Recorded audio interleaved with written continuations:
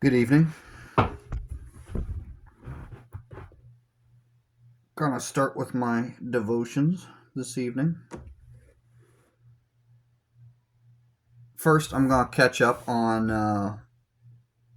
the Dark Night of the Soul because I did not read chapter 3 last night as I was supposed to. So I'll do that and then I'll move on to my regular scheduling, as regular as it can possibly be. But here it is, The Dark Night of the Soul, chapter 3, of the imperfections to which some beginners are wont to fall in the matter of the second capital sin, which is avarice in the spiritual sense. Many a beginner also falls at times into great spiritual avarice. Scarcely anyone is contented with that measure of the spiritual which God gives. They are very disconsolate and querulous because they do not find the comfort they desire in spiritual things. Many are never satisfied with listening to spiritual counsels and precepts, with reading books which treat of their state, and they spend more time in this than in doing their duty, having no regard to that mortification and perfection of interior poverty of spirit to which they ought to apply themselves. Besides, they load themselves with images, rosaries and crucifixes, curious and costly, now taking up one, then another, now changing them, and then resuming them again. At one time they will have them of a certain fashion, at another time of another, prizing one more than another because more curious or costly. Some may be seen with an August day and with relics and medals like children with coral.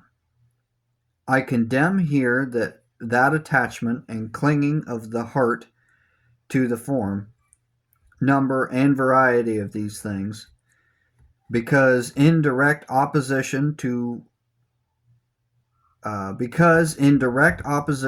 poverty of spirit, which looks only to the substance of devotion, which makes use indeed of these things, but only sufficiently for the end, and disdains that variety and curiosity, for real devotion must spring out of the heart, and consider only the truth and substance which the objects in question represent. All beyond this attachment and greed of imperfection, he who will go on unto perfection must root out that feeling utterly.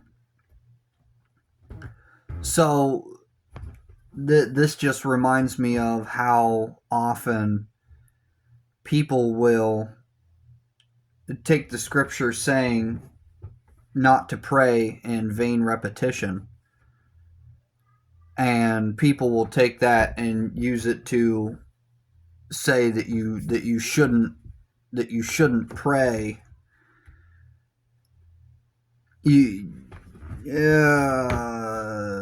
The word an evangelical would use would be canned prayer. You can't use canned prayer because that's vain repetition. But that is suggesting that it's saying don't pray in repetition, but it's saying don't pray in vain repetition, meaning that the repetitious prayers can be profitable if they are truly prayed from the heart. You have to have a heart for God as you're praying them. You need to internalize what it is that you're praying, and that, failing to do that, is vanity. Same thing with this that they're talking about, or that he is talking about, is clinging on to stuff, and making, he doesn't say this, but But how it was always explained to me was that is when practices become idolatry, is whenever this isn't just a tool to help me say the rosary, this is the object. Like in my subconscious, I might not consciously feel that way, but I have such a vain attraction to that object that I end up placing my faith in that, and that is when it becomes idolatrous. So yeah, that's good. I knew a person who, for more than 10 years, used continually, without interruption, a cross rudely formed from a piece of blessed palm, and fastened together with a common pin bent backwards, until I took it away. This was a person not deficient in sense and understanding. I knew another who had a rosary made of the backbones of fish, and whose devotion, I am certain, was not on that account of less value in the eyes of God.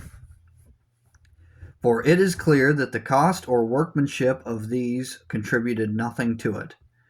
The beginners, therefore, who go on well, do not rely on visible instruments, neither do they burden themselves with them, nor do they seek to know more than is necessary for acting rightly. Their sole object is to be well with God and to please Him. Their avarice consists in that, with a noble generosity, they give up all they possess, and their delight is to be poor for the love of God and their neighbor, whether in matters spiritual or temporal, because, as I have said, their sole aim is real perfection, to please God in all things and themselves in nothing. The soul, however, cannot be perfectly purified from these imperfections, any more than from the others, until God shall have led it into the passive purgation of the dark night, of which I shall speak immediately.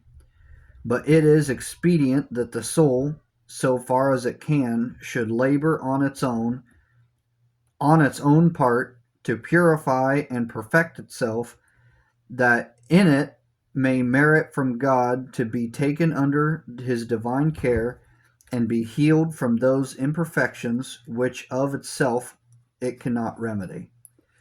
For, after all the efforts of the soul, it cannot be any exertions of its own it cannot by any exertions of its own actively purify itself so as to be in the slightest degree fit for the divine union and perfection in the love of God, if God Himself does not take it into His own hands to purify it in the fire, dark to the soul, in the way I am going to explain.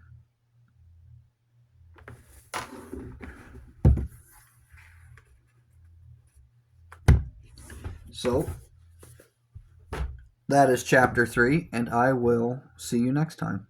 Thanks for watching.